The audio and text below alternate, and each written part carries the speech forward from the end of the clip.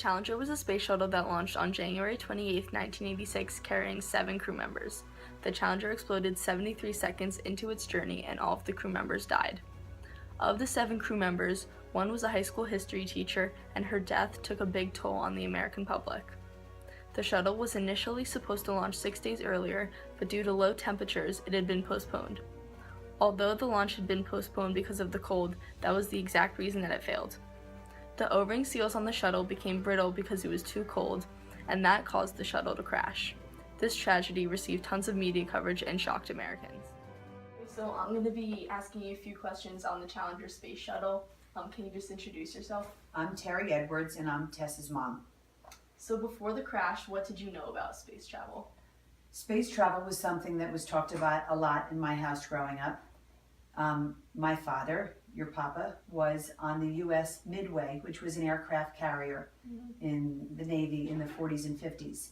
And Alan Shepard, who was the first American in space, was one of his shipmates. So it was something that was always talked about.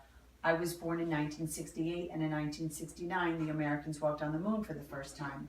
So it was always something that my parents were interested in and talked about a lot. So do you remember where you were when it happened? I was a senior in high school, and I was in Mr. Moran's English class at Verona High School. What were your classmates' reactions when you saw it?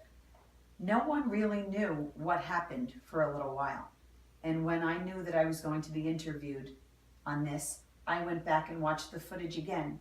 And you saw the spaceship go up in the air. You saw the reaction of all the people, all the astronauts' loved ones, and all the other spectators. And then when it exploded, it just showed white smoke.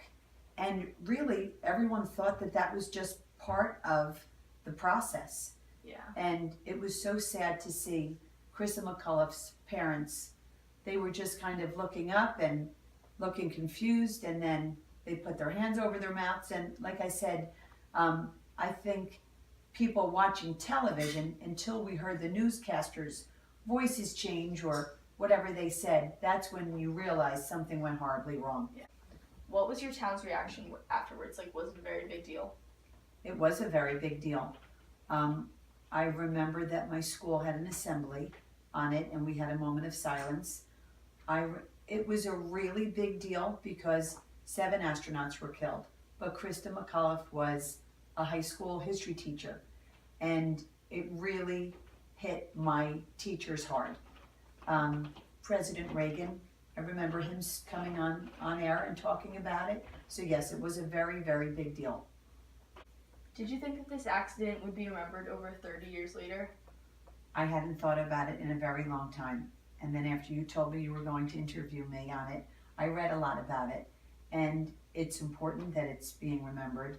I read that President Reagan appointed a special commission to investigate it and all the safety things that went wrong. So I'm glad that people are still talking about it 30 years later. I'm sure they learned a lot about it. Thank you. You're welcome. This tragedy hit Americans hard, and there were many changes made in space travel. President Reagan appointed a special team to determine what went wrong with the Challenger and to develop corrections to the spacecraft as to not have anything like this happen again. The commission found that the company that designed the rocket boosters ignored warnings about potential issues with the O-ring seals. NASA managers were also aware of the design problems, but failed to take action. After this, NASA didn't send astronauts into space for more than 2 years because they were redesigning a lot of the shuttle's features. 10 years after this tragedy, 2 large pieces from the spacecraft washed ashore on a Florida beach, and the remaining debris is now stored in a missile silo at Cape Canaveral.